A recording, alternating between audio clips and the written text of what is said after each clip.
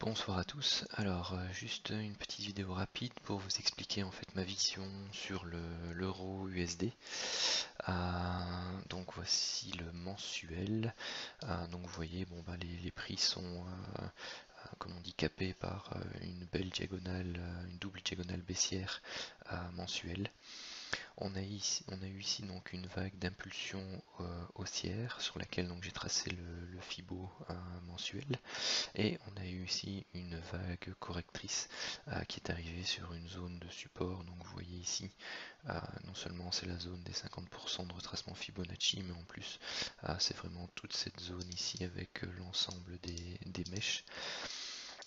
Donc au niveau mensuel, moi je m'attends aussi, donc Vam m'en avait parlé, un possible double bottom sur cette zone-ci. Donc pour moi c'est la zone idéale pour avoir une correction haussière de cette vague baissière-ci qui est partie des plus hauts à 1,2550 jusque ici à 1,13. En plus on est dans les zones basses au niveau du RSI. Alors en hebdomadaire, alors je vous ai mis ici le décompte, parce que bon, comme je pratique l'Elliott, j'aime bien avoir un décompte pour corroborer un peu toutes mes analyses. Donc on a la fameuse vague d'impulsion haussière ici qui s'est fait en 5 temps. Donc vous avez 1, 2, 3, 4 et 5. Et donc ici on a fait une vague d'impulsion haussière 1 ou une vague correctrice A. Étant donné qu'on est fortement baissier en mensuel pour le moment, je tablerai plutôt pour une vague A dans un premier temps. Ensuite, on a cette vague d'impulsion baissière-ci en hebdomadaire qui s'est également déroulée en 5 temps. Donc une première vague de baisse, une correction haussière, une vague d'impulsion baissière très importante, une correction latérale pour la 4 et ensuite une dernière vague d'impulsion baissière pour la 5. Donc ici on est dans une correction dite petit a, donc une sous-vague A. Remarquez également à nouveau entre ce point bas là, ce point-ci et ce point-ci, vous avez une belle divergence au niveau du RSI qui demande encore à être validé mais qui est en préparation. En hebdomadaire, bon on est jeudi, mais vous avez pour l'instant une réaction qui donne une bougie en marteau sur le niveau des 1,13, donc pour la formation d'un double bottom potentiel. Donc ici, vous voyez déjà l'esquisse en hebdo. On a eu une première correction à la hausse, une petite vague A, une correction à la baisse, une vague B, et une correction à la hausse, une vague 3. Donc ici, on aurait fait un A, B, C, qui a retracé, j'ai oublié de le mettre, donc là, on va le faire en orange, puisque c'est de l'hebdomadaire. Voilà, et qui a retracé les 38,2. Habituellement, une vague B retrace plus souvent les 50% qui se trouvent autour des ici des 1,1940.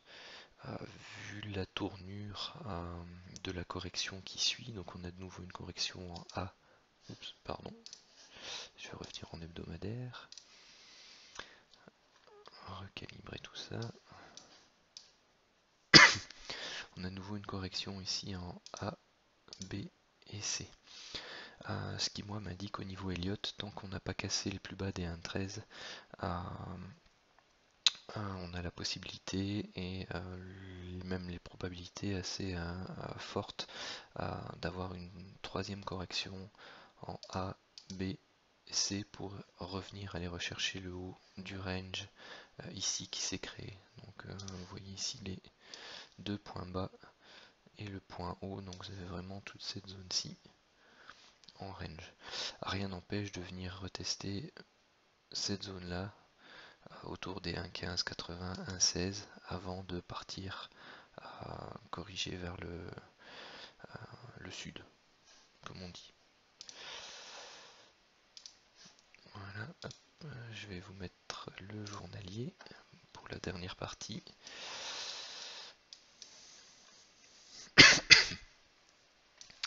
Donc vous vous avez le détail ici, donc la première vague A, B, C, et la troisième, donc vous avez ici le A,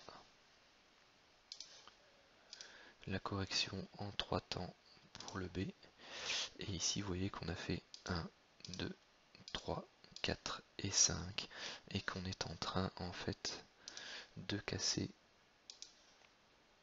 le biseau, la diagonale rouge, ici donc le canal baissier que je vous ai mis en rouge, donc c'est plutôt de l'horaire ici pour avoir je vais dire le canal exact, mais si la bougie impulsive d'aujourd'hui tient, eh bien moi je m'attends à ce qu'on fasse peut-être un pullback sur le haut de ce canal, peut-être autour des 1,1360, 1,1350 avant de repartir à la hausse et dans un premier temps viser le haut de ce canal bleu ici autour des 1,15, 1,1530, voire le bas de cet oblique qui est un ancien canal hebdomadaire, donc autour des 1,1570, 1,1590. Et ici je vais vous mettre la C. Donc ça, moi, ça c'est mon scénario pour le moment. Donc tant qu'on n'a pas cassé les 1,13, j'ai plutôt une vue haussière correctrice, hein, on s'entend, une vue haussière correctrice, afin d'aller rechercher au maximum le haut du range hebdomadaire qui se trouve ici à, on va dire, à 1,18. Donc ça c'est vraiment un TP très important. On aura les 1,16 qui seront déjà, donc 1,15, 1,16 ici, qui seront déjà un très bon TP, donc le contact avec la diagonale hebdomadaire baissière. Ici ce que je surveille, c'est le décompte de la hausse. On s'approche de la fin d'un décompte pour une vague d'impulsive, donc soit une vague 1 ou une vague A, et donc ce que je chercherai à avoir, c'est, une fois que ce sera confirmé, je tracerai mon Fibo et j'essaierai de rechercher donc les 50% ou les 61%, avec idéalement un contact, donc je vous disais au niveau de l'oblique baissière ici en horaire.